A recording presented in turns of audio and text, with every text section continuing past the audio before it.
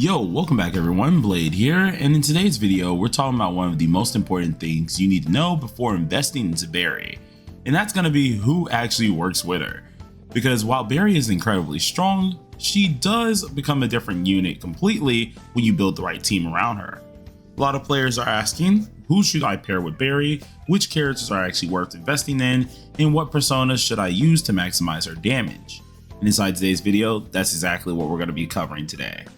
So we're mainly going to be going over the Barry's best team compositions and or replacements, the best supports and replacements that pair with her, and then obviously units that are worth building long term. At the very end, I would like to also include the personas that make Barry perform at her highest potential and what free-to-play players should be prioritizing if resources are limited. So if you're planning on building Barry, this is everything that you need to know. We're going to get into this. Before talking about teams, there is one thing that we need to understand about Barry, and that's exactly what she wants from her teammate. Barry is not simply a character that gets thrown into any team and instantly works. Most of her damage and strength comes from maximizing her damage window, taking advantage over her debuffs that she's going to be placing on the enemy, while also having teammates that allow her to stay consistent. This is overall going to improve her overall team rotation, which the biggest mistake I see players make when they're looking into Barry's personal damage is when you're only looking into her personal damage. Everything around her does revolve around her team, seeing that not only does she require a lot of highlight factors, being good with Cord, but she will require a little bit more in the crit damage aspect. One of her key components is having her obsession stacks be able to be on the opponent, or the resentment stacks be on the opponent here, and this allows them to take DOT damage. This DOT damage is different from other DOT damage itself because it actually can crit, which is pretty darn interesting. This is a good thing that you're able to go ahead and do, and when you burst it either with the skill 3 or her highlight, it then does some superb, amazing damage itself. Though you can hit extremely hard with this, but the difference that is going with Barry herself is having a fully optimized team that truly can make the difference here. A properly built Barry team allows her not only to deal more damage, cycle her skills faster, maintain her buff easier, and then clear even more difficult content more consistently. So now we've got that out of the way and we talked about it a little bit, let's go ahead and talk about some of the teams. Jumping straight into the section here, Barry's main general team is going to be something comprised of herself, a main supporter, a buffer, as well as a flex slot. This flex slot is most likely going to be given to Wonder himself. Seeing Wonder, you can actually use him as a healer, sustainer, buffer, or debuffer. I think that's the best way to go ahead and do this. As for the main support and buffer, the best in slots for both of these is going to be MARIAN Beachflower as well as Cord. This is going to be the universal Barry setup, especially for anyone who does want to have her for a while, and this gives Barry everything she wants. Now, you don't necessarily need these three characters exactly, but I'm going to explain exactly why these are the best supports for you. So coming down to Cord. Cord is going to be the best in slot for Barry, mainly because she does provide the highlights that Barry does need. The whole deal with Barry is she has these stacks of resentment that she places on the enemy, and these resentment stacks at the end of the turn after they're detonated are able to deal even more damage. Thinking of them as ticking time bombs. After you go ahead and get a bunch of these stacks, you can end up detonating them either with the skill 3 or your highlight. By going ahead and spamming this over and over, you're going to get a lot of damage over time ticks on the enemy, in which, luckily for Cord, she makes this happen. Not only is Cord allowing us to buff ourselves and get us extra attack, but she's letting us build up our highlight even faster, and actually can let us use our highlight typically twice, which is going to be very helpful. Whether this is on turn 2 or even turn 6, this is going to be very helpful for Barry, seeing she's able to detonate her stacks even quicker, getting more damage output out of her entire situation. This is always going to be something that you want to have at her side, and is the true best in slot for Barry for the team. As for the next character that's the best in slot, and the reason why, that is MARIAN Beachflower. Now, MARIAN Beachflower herself, she can be replaced in certain ways, which we'll talk about the replacements after, but the main reason why she's so good is because she literally holds every last buff and increasing values inside of one kit. This character isn't only just giving you your regular defense down on the enemies, she's not only just giving you some typical attack and damage buffs, but she also is able to buff your crit rate and crit damage over the time. Alongside with her specialized item list that she ends up having from her skill 3, she's able to do the one thing that only she's able to have, which is increasing Barry's DOT effect by 10% for one whole turn. This is a very expensive item for Barry and will allow her to deal a ton more damage if you are using Beachflower Marian at her side. This is going to be very helpful for anyone who really wants to have some fun with their Barry as well. So I think this is going to be the main best buffer or the best support you want to have at the side, fully propelling this team to be better. Now, a lot of players make the mistakes of building a team full of DPS units or make the mistake of using the wrong supporters, but in P5X, properly supporting the carry especially will outperform anything, including other teams, as long as you have the right team made. So your goal is not to make a random team itself, but to make Barry's team as strong as possible. Now that we went over these few supports that are here, we got to go ahead and talk about some of the replacements. Going into the replacements section, everyone must understand how exactly this works for a support unit for Barry. We have to realize that Barry herself loves any unit that can help out her crit rate, crit damage, the DOT amount, as well as her attack percentage. These are different characters that are going to allow Barry to increase her ceiling drastically and pretty much just make her insanely strong. So having a strong buffer can always turn the tide inside of a battle as long as Barry is there. So one of the few things that you want to know is the best in slot that stays no matter what in this team is going to be Cord. There's no physical character inside of at least the TWKR CN versions that are able to replace Cord as of yet for Barry. The reason being is because Cord herself is the only character that offers highlights, and if you look at Barry's kit, she does use said highlights in order to detonate some of her resentment stacks. The resentment stacks themselves are able to be detonated from the highlight as well as able to be detonated from the skill 3. Resentment stacks as well for their DOT can very well crit, so being able to trigger this as fast as possible, as much as possible once we have our highest stacks, will allow her to deal the most damage she can deal. It's the reason why Cord is staying in the team. As for the other two characters that are able to be replaced, this is more likely going to be your secondary buffer and or your Navi. Once you have those on down, you're actually knowing exactly what you need to do, and that is going to be the great part about all of this. So looking into the second character that you want to go ahead and get replaced here, this is going to be MARIAN Beachflower. On the off chance that you do not have her or you don't want to use her, you very well can replace her with two different options, one of them being Wind Tempest. Wind Tempest is probably the best character that I do think is good for this situation, mainly because she's able to not only increase an ally's crit rate, but she's also able to grant you attack percent and crit damage. These are all three things that Barry herself does want, and I think this is probably the best way to get exactly what you need, seeing that now you're going to be missing not only just the DOT item from Summer Marian, but missing a decent bit of crit damage. Cool part about Rico is she does have a higher crit damage cap than at least the Summer Marian side of things, so you can deal a little bit more in the crit damage side of it. Though you are going to be missing some of the items that are giving you that extra oomph inside of Barry's team, this is probably the best that you can really deal. Pair that with the A1 that you do have with Wind Tempest as well. If you invest into it, you obviously are giving the enemy a critical damage taken increase by 30% and obviously making yourself even stronger. I think this is fantastic for anyone who wants a really good buffer character, especially if they're not going to use the Summer Marian variant. But other than that, there is one other character that you very well can replace, and that's going to be your Navi. Now recently the Navi has been overthrown here, and this is going to be Miku staying with the Barry selection. Though if you don't have Miku, you do have two other selections that you can use. The first one is going to be ANGE, and the main reason for using ANGE is because not only is she giving you the extra turn or the turn revert action, but she is also allowing yourself to get even more pierce damage buffs. This is going to be very helpful for Barry herself, because Barry still does love pierce inside of her kit. It's always going to be something that's nice to go ahead and use, so this is going to come in handy in those aspects. You also have a little bit of sustainability if you actually have her duped up a little bit, because then she can end up triggering her skill 2 based on the amount of stacks very quickly. With her skill 1 that increases your party damage as well, and your skill 3 that increases your party attack, she's giving you everything that you want in a Navi. So on the off chance you don't got Miku, well, Ange is your next best bet.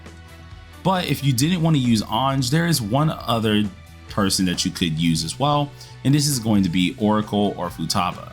Now the main reasoning that Futaba is honestly so good for this is just giving the high value defense reduction that you do want off of her skill 1. Another cool thing about this is by going ahead and getting her, you can then make any enemy weak to the curse section, or at least bring it down by having a weakness implant.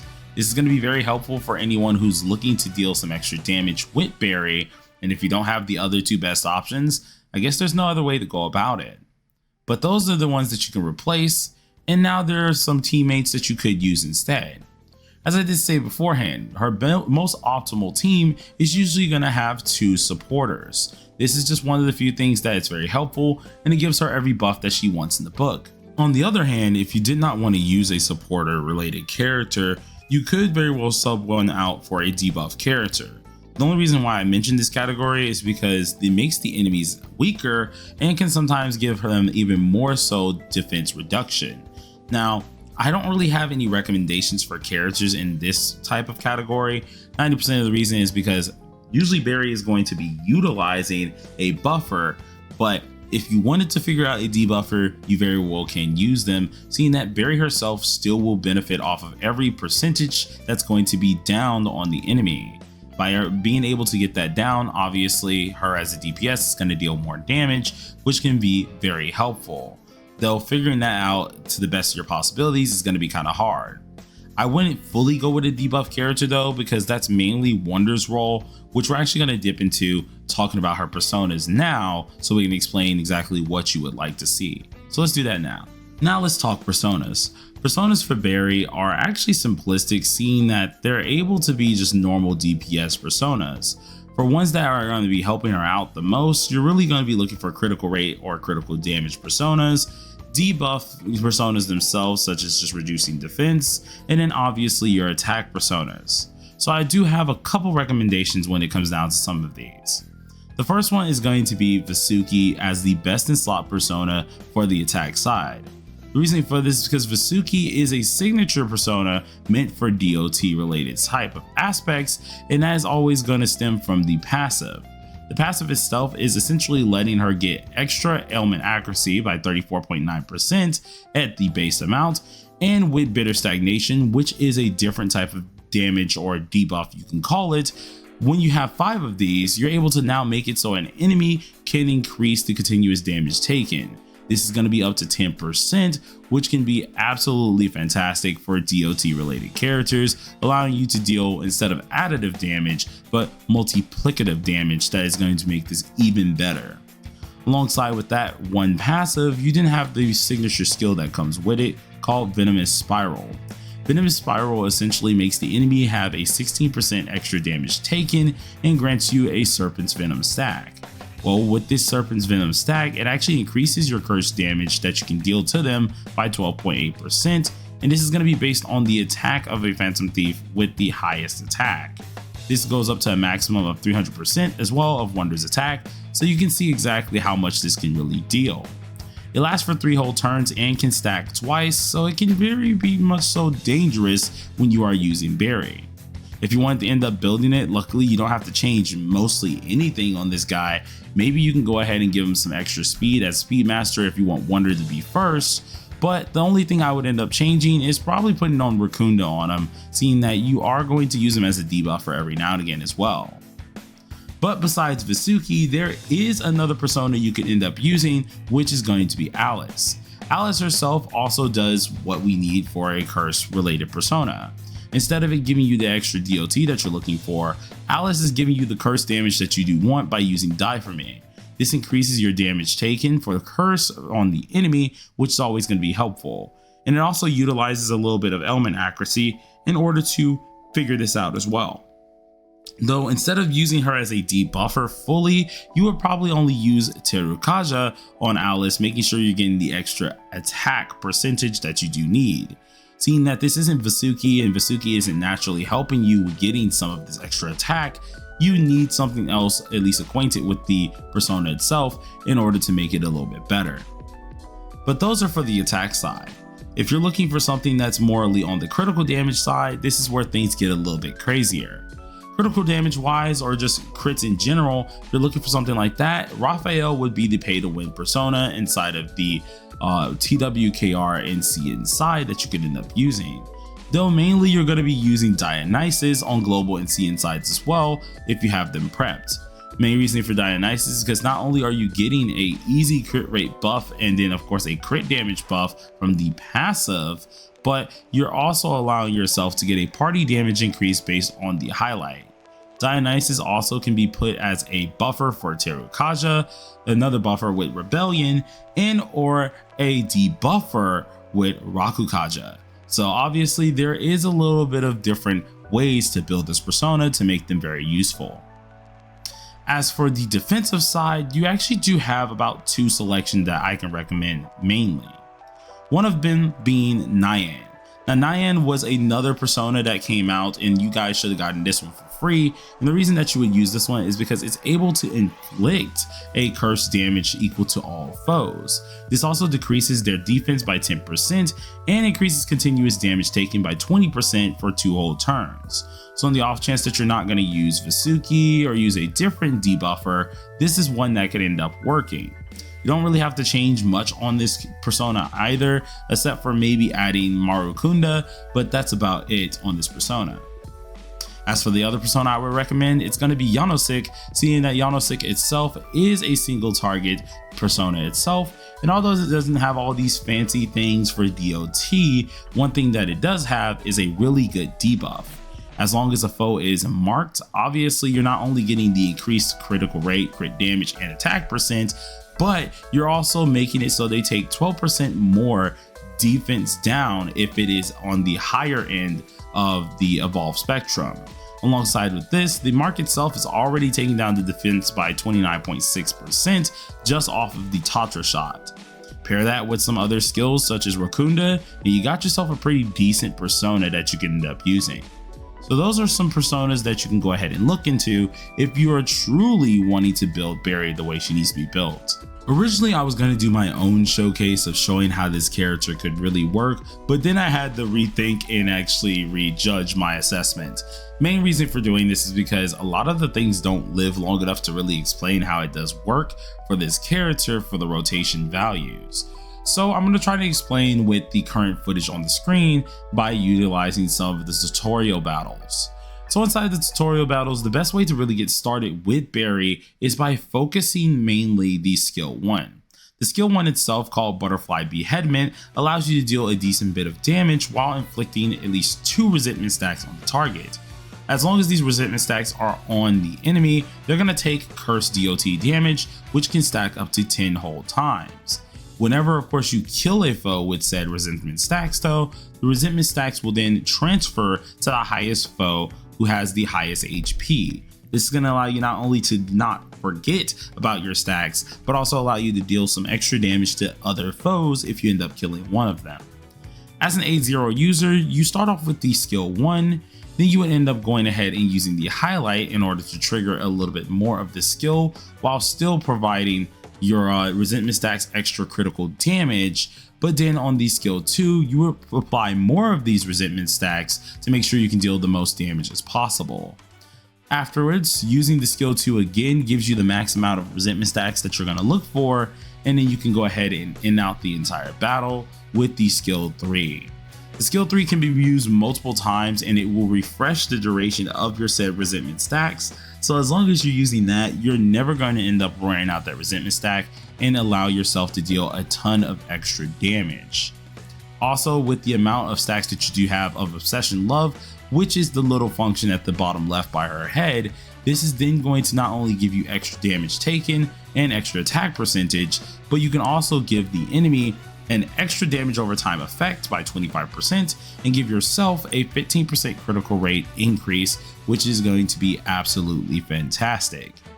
This is the easiest way to really know this character, and just in case I was a little bit confusing on the skill rotation, I'll slap it up right here so you guys can see exactly what I'm talking about. Here's some final tips and tricks that you need to know about Barry, especially before getting her. Do not make these mistakes, seeing that mistake number 1 is building Barry without her supports. Barry herself does need her supports a lot, and although the personas are very helpful, she still needs those guys there in order to carry a strong team.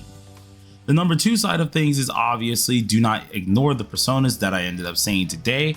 There are some other ones that very well can work, but a persona setup can completely change how she does perform and is going to be very essential for her main debuffs and DOT investments.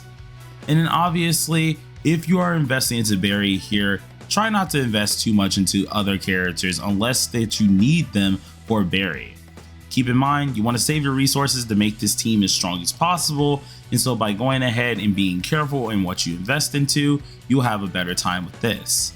But overall, Barry is looking like one of the strongest investments a player can make if you do enjoy her playstyle, but do remember, the character alone isn't what makes the team strong. You gotta have your supports, your personas, and valid investment decisions. Heck, I know there's a bunch of you guys who are going insane for her at the A6 value, so I can't wait to see all of you guys as well. Hopefully this guide helped you understand exactly who Barry wants on her team and where your resources should go, but let me know down below. Are you planning to pull for Barry, and what team are you going to build around her? If you enjoyed the video, make sure to leave a like and subscribe for more Persona 5 The Phantom X type of guides, and I'll see you guys in the next one. Peace out.